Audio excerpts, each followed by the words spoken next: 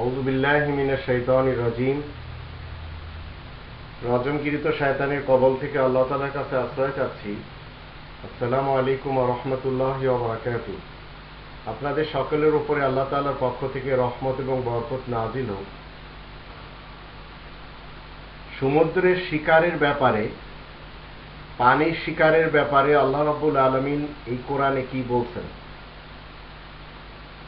কোরআনের 5 নম্বর সূরা আল মাইদার 96 নম্বর আয়াতে আল্লাহ বলছেন, ওয়াহিল্লা লাকুম সাইদুল বাহার, তোমাদের জন্য সমুদ্রের শিকারকে, সমুদ্রের যে প্রাণীগুলি রয়েছে সেগুলি আল্লাহ বলছেন হালাল করা হয়েছে।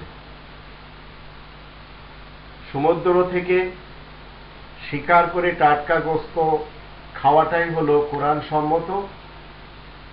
এখন মানুষ কিভাবে মাছ ধরবে সেটা শুরু দিন থেকে মানুষেরা জানে। আর টাটকা গোশতগুলি সাধারণত ওই সকল পানির প্রাণীদের মধ্যে থাকে যে সমস্ত প্রাণীগুলি পানির থেকে যখন আপনি বাহিরে উঠাবেন তখন আবশেষে মারা যাবে, এই সব প্রাণীগুলির ভিতরে থাকে টাটকা গোশত। তবে যে সকল প্রাণী পানির থেকে উঠানোর পরে মরবে না তাতে টাটকা গোশত থাকে না।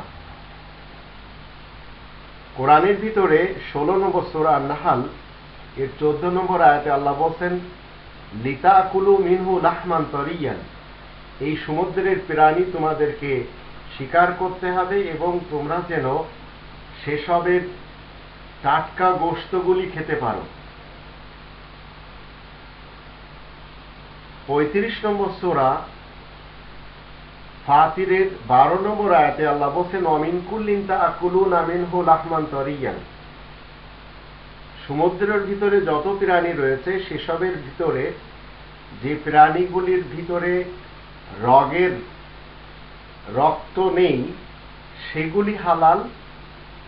কারণ রগের যে রক্তগুলি, এই যে চলমান রক্ত, এই প্রাণীগুলি যখন আপনি পানি থেকে বাহিরে আনবেন তখন তারা জীবিত থাকে, আর বাকি যাদের ভিতরে রগের রক্ত চলাচল করে না সেগুলি মারা যায়। সেইগুলির গোশত হচ্ছে টাটকা, লাহমান তরিয়ান। এখন অনেকে ভারত উপমহাদেশের ধর্মে মুফতিরা ফতোয়া দিয়ে থাকেন চিংড়ি মাছ খাওয়া নাকি তাদের দৃষ্টিতে, তাদের সমাজে মাকরু। ইসলাম কোনো মাকরু নিয়ে কথা বলে না।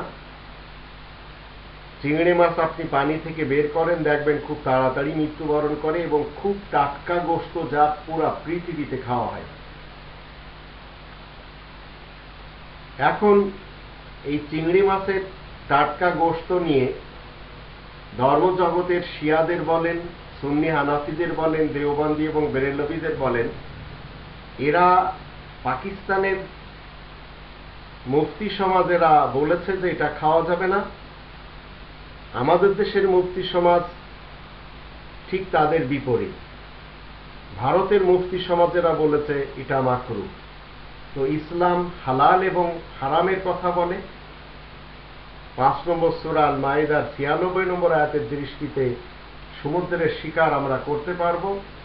আমাদের পছন্দের যে গোশতগুলি লাহমান তরিয়ান, যার ব্যাপারে 16 নম্বর সূরা আন-নাহলের 14 নম্বর আয়াত এবং 35 নম্বর সূরা ফাতিরের 12 নম্বর আয়াতের দৃষ্টিতে টাটকা গোশত আল্লাহ খেতে বলেছেন, এটাই যথেষ্ট আমাদের জন্য।